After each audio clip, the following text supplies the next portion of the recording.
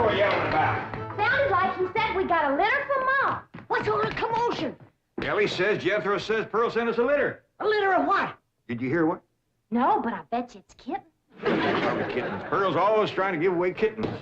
Well, there y'all are. Where's the kittens, Jethro? What kittens? Didn't your ma send us some kittens?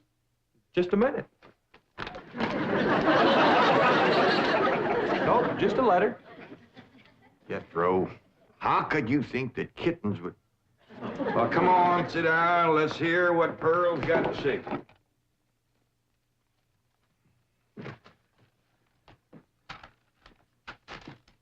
Dear son and kinfolk, I take pen in hand to say we are all fine back here. How are you all out there? Just fine, Pearl. That's right. Jethro, I hope you are making good marks in school out there. Ma thinks I'm going to school. Are you in the 5th grade like you would be here? Doggy, Jethro, I clean forgot about putting you in school. We're going to have to get you started today. Can I go too? Well, no, I think Miss Hathaway's got plans to put you in some girls' school. Can I go too? Jethro, I just said it was a girls' school. That's why I want to go. I like girls. I don't. Now, let's get finished with the letter. After that, we'll take care of school. Your sister, Jethrine, had a narrow escape. A city dude tried to take advantage of her. What does that mean, Paul? Well, well, Granny will explain that to you later. Tell us more about the city dude, Jethro. His name is Jasper He. Jasper, he. That's a funny name. Oh, there's a dot in there. His name is Jasper. He wears patent leather shoes and spats on them. Don't sound too neat, does he? He seen your sister at the cabin when I went there to keep an eye on it for Cousin Jed. I know what Pearl went there to keep an eye on. Mr. Brewster. Well, now, Granny, Pearl's a widow woman. She got a right to look. I ain't knocking it. I got my eyes open myself. At first, I thought the city dude worked for Mr. Brewster, so I drove back out to the cabin to give him a piece of my mind. I could put a bug in that Mr. Brewster's ear. Look out for feathers. Feathers? The more Pearl has her eye on a man, the more feathers she sticks in her hat. That's right. 3 and 8 came in flowing 2,000 barrels a day. And it looks like the new strike's going to be even better. There's no doubt about it. This is one of the richest pools we've ever hit. Yep, everything from here is good news.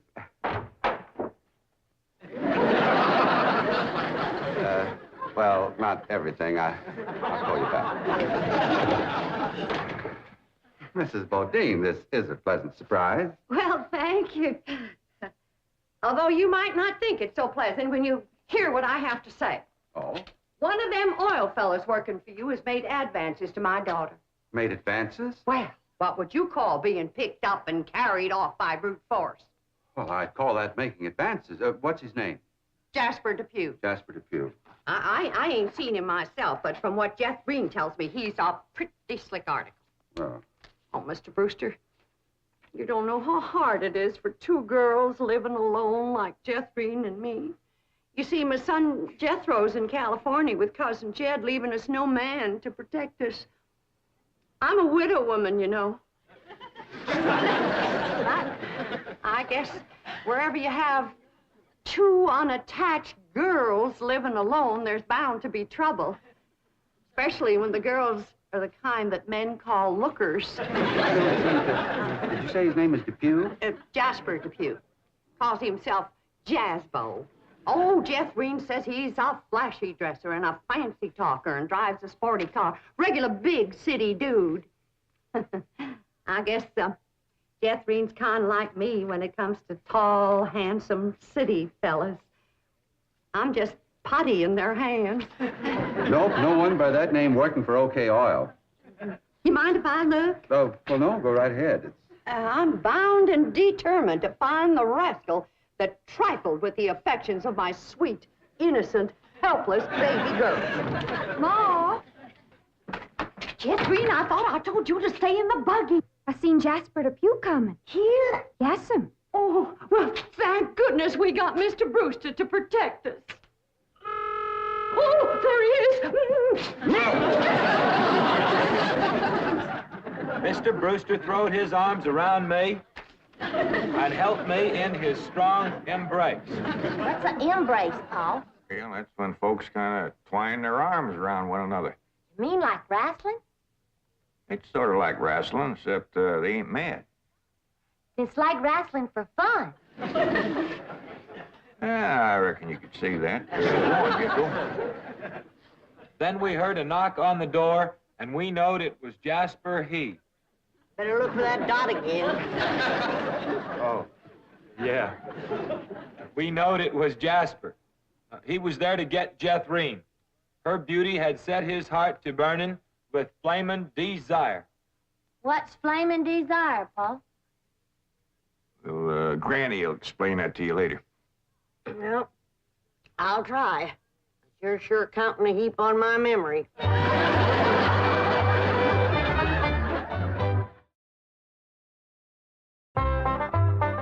Read on with your Ma's letter there, Jethro. Yeah, it's getting good. One city fella's got his arms around Aunt Pearl, and another's waiting at the door to grab Cousin Jethrine. My only thought was to save my daughter, so I tore loose from Mr. Brewster's embrace.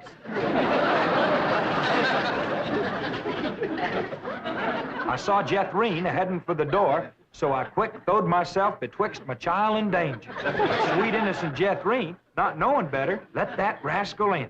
He went right to sweet-talking in a voice smoother than fresh churned butter. Hello again, you great, big, beautiful lump of sugar. I brought you something all the way from Eureka Springs. Genuine orchids growed in a hothouse. And this lovely young girl must be your sister. I'm her ma. No. Yeah. Well, for Jethrine's beautiful mother, a little gift of genuine French imported perfume all the way from Paris, France.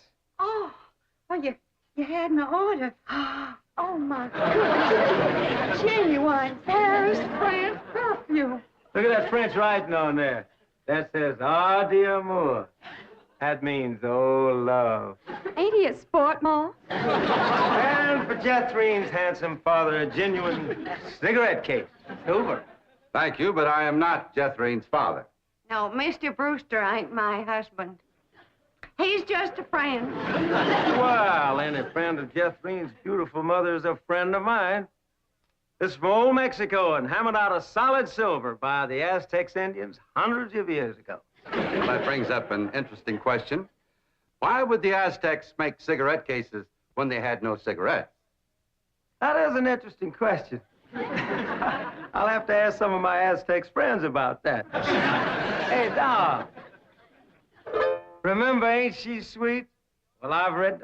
Hey, what happened to your orchids? Nothing. I ate them already. You mean you ate all them expensive orchids? Mo, you should have spoke for one. They wasn't very filling. Ain't she sweet?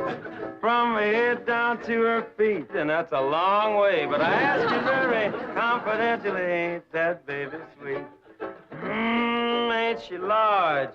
But she gives me such a charge. I ask you very confidentially, ain't that baby large? She stretches out in all directions. I'm here to shout, Lordy, that's perfection.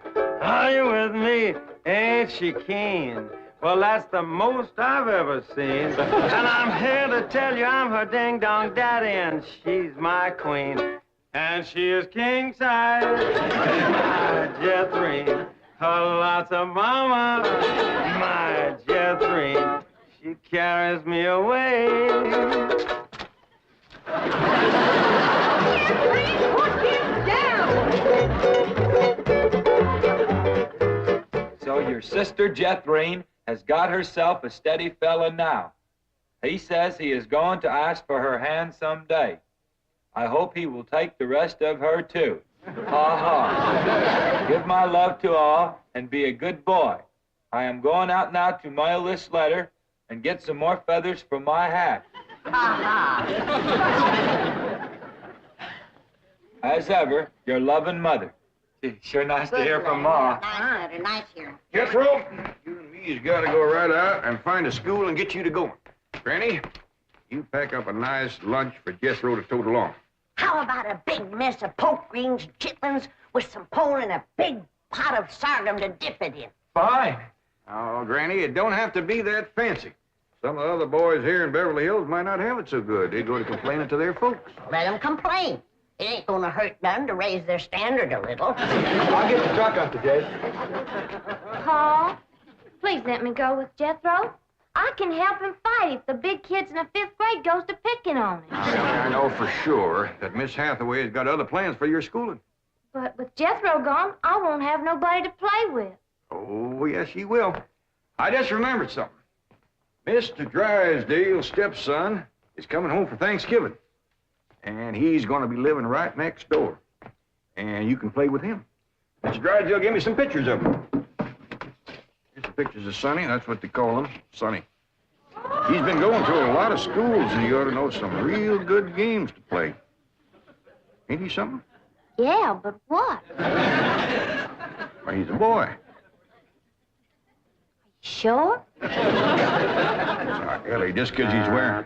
Well, there's Jethro. Now, you keep thinking about how much fun you're going to be having with him right next door. You know, he does kind of favor that movie actor, Rudolph Valentino. Here's Jethro's lunch. I didn't have time to fix much, but it'll hold him till he gets home from school. I got a little surprise in there. I've been saving it for a special day, and I reckon this is it. What is it, Granny? Deviled hawk eggs. Doggies. Makes me wish I was going to school.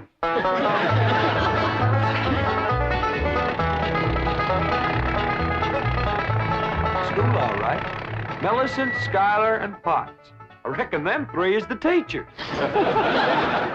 3 teachers. Must be awful big school. I'll say. Well, let's go in there and get you started. There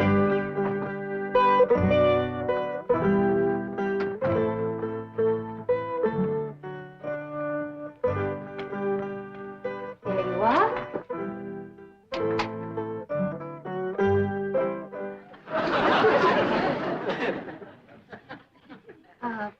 May I help you? Well, reckon maybe you can. Diana, someone has parked a most disreputable-looking vehicle outside my window. What with these gentlemen? Oh?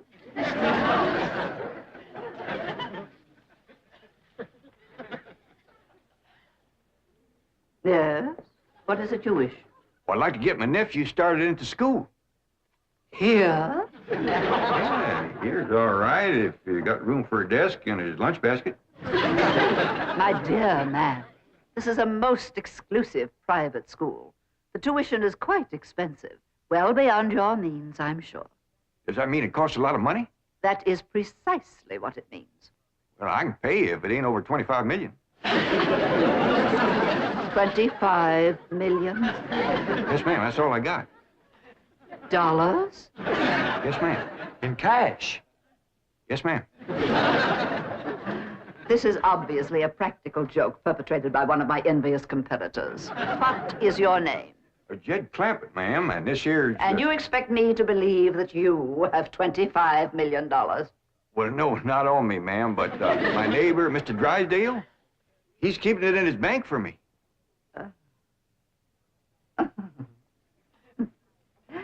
Get me Melbourne Drysdale at the Commerce Bank. You see, it just so happens that Mr. Drysdale holds the mortgage on this school, so we are very well acquainted. Hello. I'd like to speak to Mr. Now, Melvin Drive. if you wish to admit that this is a hoax and be on your way, we will forget the entire incident. Otherwise, you may be liable to some sort of action for invasion of private property and impersonating a millionaire. Mr. Drysdale is coming on the line now. Thank you. This is your last chance, Mr. Clampett. My next call will be to the police. Very well. Mr. Drysdale, Millicent Schuyler Potts here. Come in, come in, come in, come in. Thank you, ma'am. Diana, tea for these gentlemen. Croppett? Oh, no, ma'am, Clampett. Tea, Diana. Use the Spode tea set. Well, sit down, sit down, sit down, sit down. Just the 2 of us. Ellie Mae and Granny didn't come. Yes, well, do make yourselves comfortable.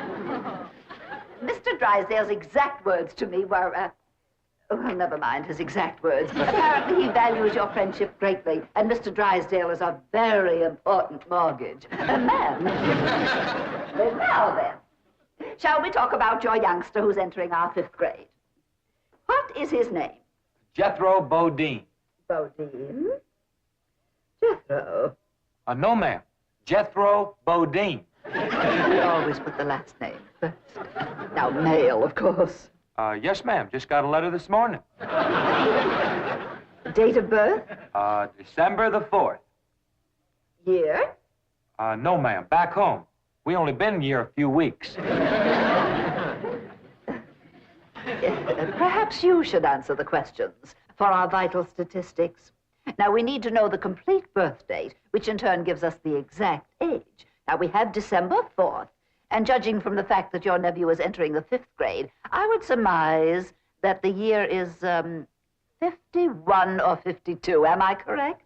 Oh, Jethro ain't near that old. And in the 5th grade? Why, that's wonderful. Well, perhaps we have a budding genius on our hands. Archie! I'll pour. Oh, Diana, I'd like you to bring me one of our boys' uniforms to show these gentlemen. A 5th grade size.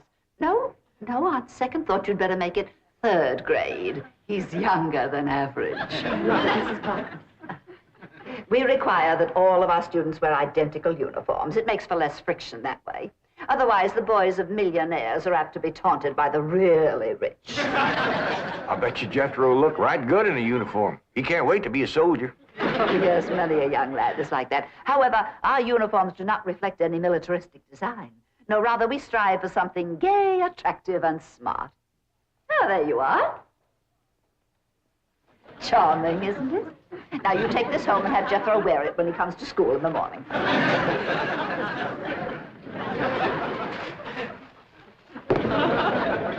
Wear this? I'm afraid Granny will have to make considerable changes in this before it'll fit Jethro.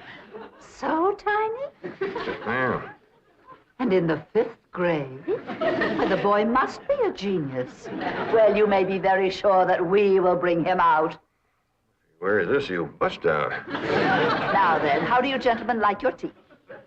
We don't know, ma'am. We ain't tasted it yet. Oh, you are the fun-loving one, aren't you? Yes, ma'am.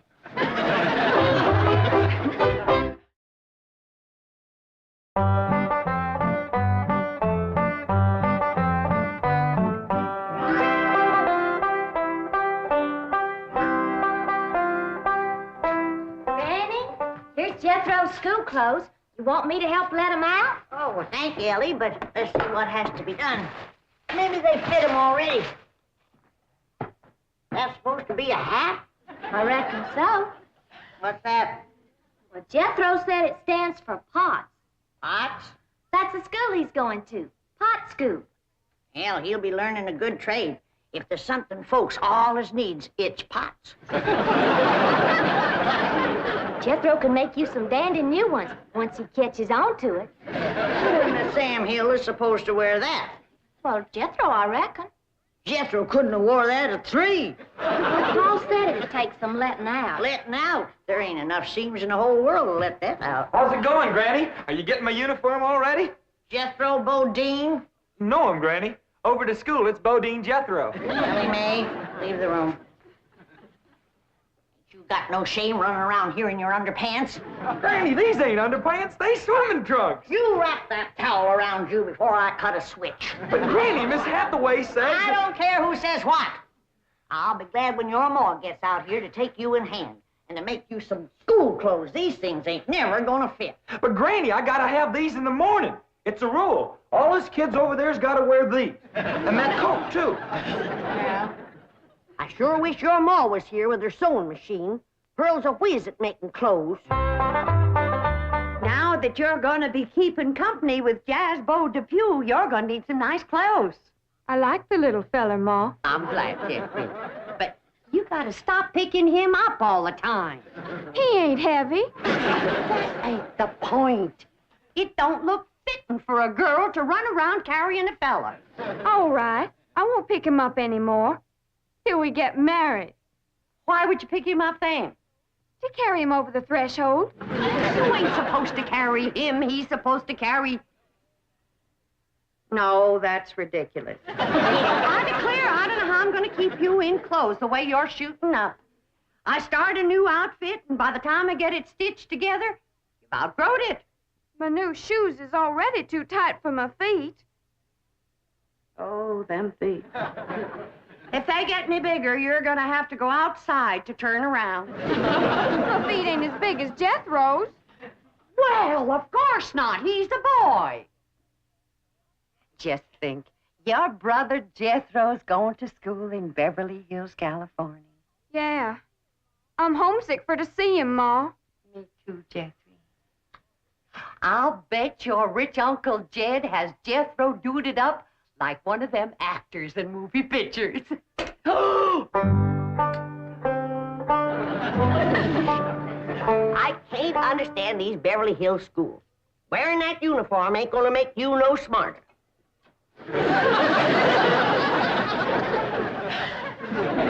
Miss Potts said I had to wear it this morning. She's the boss teacher.